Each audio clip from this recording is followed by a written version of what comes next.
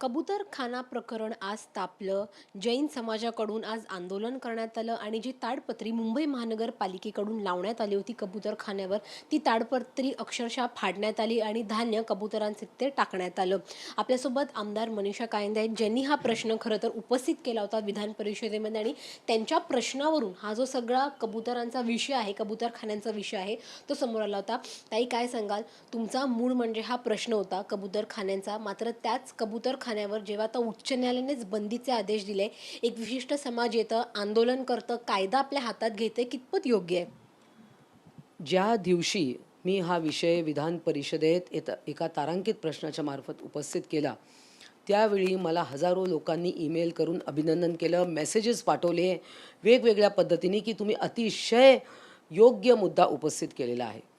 कारण हे जे रोग आहेत, पक्ष्यांपासून मनुष्याकडे येणारे अनेक प्रकारचे रोग आहेत. त्याला झुनॉटिक डिझीज म्हणतात आणि अशा प्रकारानं अनेक लोकांना श्वसनाचे विकार, लंग फायब्रोसिस झाले आहेत, हायपर सेन्सिटिव्ह निमोनियायटिस आणि बरंच काही काही आजारी होऊन माणसाला म्हणजे ते कळेपर्यंत शेवट आलेला असतो. आता हा खरं तर राजकीय विषय नाही, धार्मिक विषय नाही आहे. हा एक मेडिकल आणि सायंटिफिक विषय आहे. तो त्याच पद्धतीने हाताळायला पाहिजे. कोर्टात गेले लोक. आज जो जैन धर्मियांनी जो काय तिकडे गोंधळ घातला, कोर्टाच्या निर्णयाचा अवमान केलेला आहे, कंटेम्प्ट ऑफ कोर्ट झालेला आहे. मंत्री महोदय समोर उपस्थित असताना हे सगळं होतं आहे आणि त्यांनी ते सगळा जो काय प्रकार केला तो अतिशय निंदनीय आहे. हा एक प्रकारे तुम्ही दबाव तंत्र, इमोशनल ब्लॅकमेलिंग हे सगळं सुरू आहे. खरं तर उद्या याबद्दल सुनावणी होणार होती कोर्टात. काल मुख्यमंत्री देवेंद्र फडणवीसांनी बैठक घेतली आणि काही तासांमध्ये असं काय झालं की या समाजाला आंदोलन करावं असं वाटलं, कारण का उद्या हा निर्णय, हा विषय मार्गी लागणारच होता कोर्टात. बरोबर आहे. मुख्यमंत्री काय म्हणाले की अचानक खाद्य बंद करणं योग्य नाही. आता कबूतर तिकडे इतक्या वर्षाची सवय लागली आहे. बघा, निसर्गाने प्रत्येक प्राण्याला त्याचा त्याचा तो भक्ष्य शोधण्याची कॅपॅसिटी दिलेली आहे. कबुतरांना पंख आहे, त्यांना इकडे नाही मिळालं ते दुसरीकडे जातील. बरं, तिकडे खाली ते धान्याच्या दुकानाच्या लोकांनी खाली टाकलेले दाणे ते वेचत असताना त्यांच्या अंगावरून काही इंजुरी झाली असेल, गाडी गेली असेल, तीच कबुतरं इंजर्ड घेऊन यांनी दाखवली. हे कितपत योग्य आहे? बरं, तिकडे मंदिर आहे, जैन मंदिर, त्यांनी मग पिजन नेट का लावली आहे? तिकडे सगळ्या बिल्डिंग्सच्या दरवाजा खिडकी बंद, कबूतर आत येऊ नये म्हणून. मग तुम्ही तुमच्या टेरेसवर टाका, तुमच्या गॅलरीत करा. 200-200, 300-300 किलो धान्य ओतलं जातं आहे वेगवेगळ्या ठिकाणी फुटपाथवर. काल एका माणसाने लगेच मुख्यमंत्री काहीतरी बोलले आणि त्यांनी 5 किलो धान्य एका फुटपाथवर टाकलं. काय अधिकार आहे तुम्हाला? कोणी अधिकार दिला आहे हा सगळा? कोणी उठून? मग कुत्र्या मांजऱ्यांना तुम्ही तिकडे खायला घालतात, त्याच्यावर मात्र विरोध करतात. का? तो कुत्रा तुम्हाला चावतो म्हणून. त्यामुळे हा ढोंगीपणा आहे, हा दुटप्पीपणा आहे आणि विनाकारण मुख्यमंत्र्यांना धर्मसंकटात टाकलं आहे. परंतु मुख्यमंत्र्यांना मी हात जोडून विनंती करते, त्यांना हा विषय सगळा लक्षात आलेला आहे. परंतु मग काल माझी अपेक्षा होती की ते मलाही बोलवतील म्हणून बैठकीला, परंतु तसं झालं नाही. काही कबुतरांचा विषय जेव्हा येतो त्यावेळेला मकर संक्रांतीचा देखील आवर्जून उल्लेख करावा लागतो, कारण का गुजराती समाजामध्ये मोठ्या प्रमाणामध्ये पतंग उडवले जातात मकर संक्रांतीच्या दिवशी. तेव्हा कबुतरांचा विषय पुढे येत नाही का? तेव्हा अनेक वेळेला पक्ष्यांना इजा होते, मांजामध्ये अटकून त्यांचे जीवही जातात. अनेक ठिकाणी आहे. गुजरातमध्ये पतंग महोत्सवामध्ये खाली अशा गाड्या उभ्या असतात. एखादा पक्षी मेला की पटकन त्याला उचलून घेऊन जातात. तेव्हा त्यांची मान कापली जाते, हातपाय कापले जातात, पंख कापले जातात. तेव्हा मग आपला धर्म कुठे जातो? आज अनेक वर्ष नागाला दूध पाजण्याची प्रथा होती. ती झाली ना बंद? ते त्याचं खाद्य नाही आहे. कबूतर काय केवळ धान्यावर जगत नाही. त्याचे इतर कीटक खातो तो, गांडूळ खातो. बरंच इतर त्याचे छोटे छोटे स्नेल्स असतात, ते तो खातो. त्यामुळे हा जो समज आहे की ते मरतील वगैरे असं काही नाही. त्यांना निसर्गाने पंख दिले आहेत.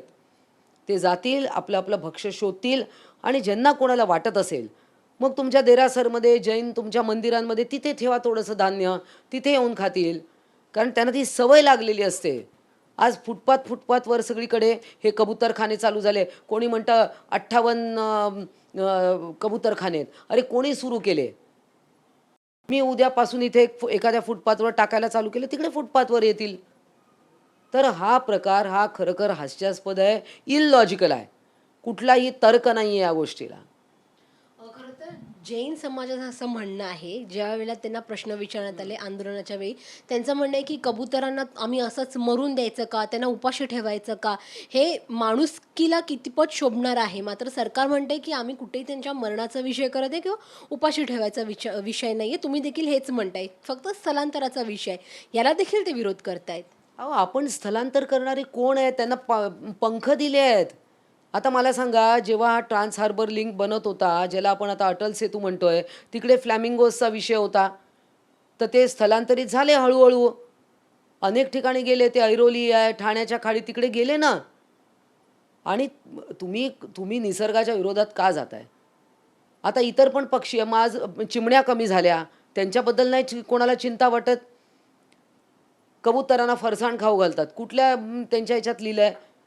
हे सगळे तुम्ही तुमचं काहीतरी बरं ह्या खरंच तुमच्या कुठल्या धार्मिक ग्रंथात असं लिहिलं आहे का? प्राणी मात्रावर प्रेम दाखवा, त्यांना विनाकारण मारू नका. मग तुम्ही कोरोना काळात तोंडाला पट्ट्या लावल्या नाकात का? तो जीवाणू तुमच्या तोंडात जात होता. मग खाऊ द्यायचं होतं त्यांना तुमचं शरीर.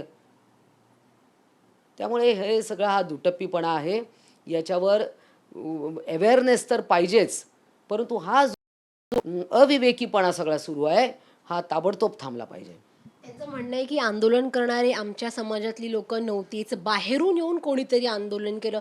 असं बाहेरून येऊन कोणीतरी जैन समूहाच्या मंदिराबाहेर आंदोलन करतं आणि त्यांना माहीत नसतं, हे शक्य आहे का? नाही, हे सरासर आम्ही त्यांना बघितलं. त्यांचे धर्मगुरू पण तिथे काही काही जैन समाजाचे दिसले. ज्या कोण महिला होत्या, ते सगळं होतंय. आणि ते हे बघा, ते स्पष्ट होतं. आता ते सारवासारव कशाला करतायत का? आता त्यांना अटकेपासून भीती वाटते म्हणून. आता कोर्टाचा अवमान केल्याप्रकरणी त्यांना अटक होऊ शकते म्हणून ते बोलतायत, म्हणून आता दुसऱ्यावर ढकलतायत. हे चुकीचं आहे. बरं, मंत्री महोदय असं बोलतात की कारवाईची काय गरज आहे, कारवाई करण्यासारखं त्यांनी केलं नाही आहे, जेणेकरून 1 तास तिथे सगळं ठप्प झालं होतं, लोकांना चालण्यासाठी जागा नव्हती, ट्रॅफिक जाम झाला होता आणि मंत्री महोदय म्हणते की घडलं काय की त्यांच्यावरती गुन्हे दाखल होतील. मला सांगा की माननीय मंगलप्रभात लोढा यांनी हा विषय कमिशनरकडे नेला, त्याच्यानंतर मुख्यमंत्र्यांकडे नेला आणि नंतर त्यांच्याच हाताबाहेर सिच्युएशन गेली. त्यांनाच ते आवरणं कठीण झालं. आणि मग तुम्ही आता असं वक्तव्य करताय, हे कितपत योग्य आहे? धन्यवाद आमच्यासोबत बातचीत केल्यासाठी. व्हिडिओ जर्नलिस्ट गौरव नाईकसह जुई जाधव, NDTV मराठी, मुंबई.